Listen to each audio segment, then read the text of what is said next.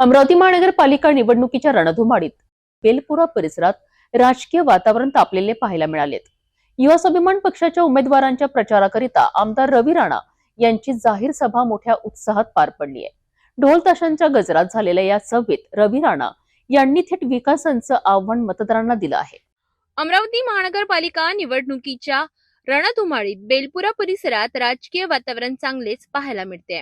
युवा स्वाभिमान पक्षाच्या उमेदवारांच्या प्रचारासाठी आमदार रवी राणा यांची जाहीर सभा मोठ्या उत्साहात पार पडली। ढोल ताशांच्या गजरात झालेल्या या सभेत रवी राणा यांनी थेट विकासाचं आवाहन मतदारांना दिलं। अमरावती महानगरपालिका निवडणुकीत प्रभाग क्रमांक 12 स्वामी विवेकानंद बेलपुरा येथून युवा स्वाभिमान पक्षाचे 4 उमेदवार निवडणुकीच्या रिंगणात उतरले आहेत। अनुसूचित जाती प्रवर्गातून अ वर्गातून संजय माहुलकर, ब वर्गातून ॲडव्होकेट प्रीती रेवणे बनारसे आणि क वर्गातून अर्चना गणेश ताल्हण तर ड वर्गातून निखिल आकोटकर निवडणूक लढवत आहेत। या उमेदवारांच्या प्रचारासाठी बेलपुरा येथील हनुमान मंदिर परिसरात आमदार रवी राणा यांची जाहीर सभा मोठ्या उत्साहात पार पडली।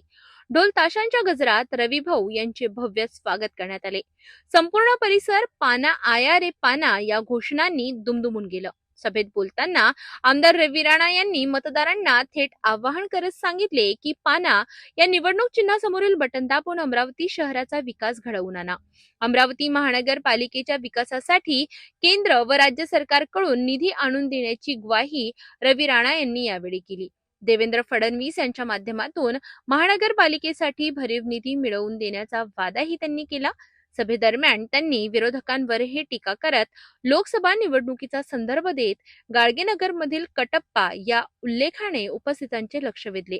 घड्याळाच्या चिन्हावर टीका करत घडीचे काटे उलटे फिरवा आणि पाण्याला बहुमत द्या असे आवाहन त्यांनी केले। तसेच महानगरपालिका निवडणूक निकालांच्या दुसऱ्या दिवशी पुन्हा दिवाळी साजरी करण्याची घोषणा करत दिवाळीचा किराणा आणि बहिणींना साडी देण्याचे आश्वासनही त्यांनी दिले। पण आता माझा कार्यकर्ता हा नगरसेवक झाला पाहिजे याच्यासाठी मी तुम्हाला आशीर्वाद मागायला आलो।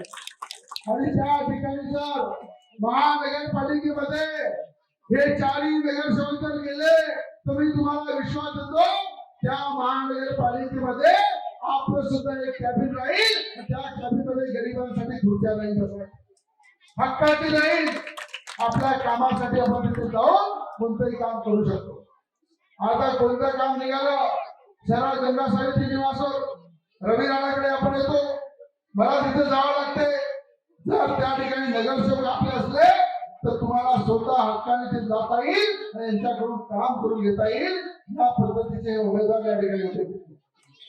या ठिकाणी आमचे आदरणीय युवा स्वाभिमान पार्टीचे ज्येष्ठ किशोरजी पिवार यांनी आपल्या भावना व्यक्त केल्या। या ठिकाणी किशोर सांगितलं की यांच्या माध्यमातून सगळे काम होईल। संजय भाऊ इंगासकरांनी सांगितलं, संगम मुक्तांनी सांगितलं। या ठिकाणी उपस्थित आमचे अरुण साहेब उपस्थित आहेत, आमचे माता समाजाचे नेते युवा स्वाभिमान पार्टीचे ज्येष्ठ गणेशजी गायकवाड उपस्थित आहे, सागर लोखंडे उपस्थित आहे, या ठिकाणी अण्णा कुंभलकर आहे। सगळ्यांनी आपल्या भावना व्यक्त केल्या।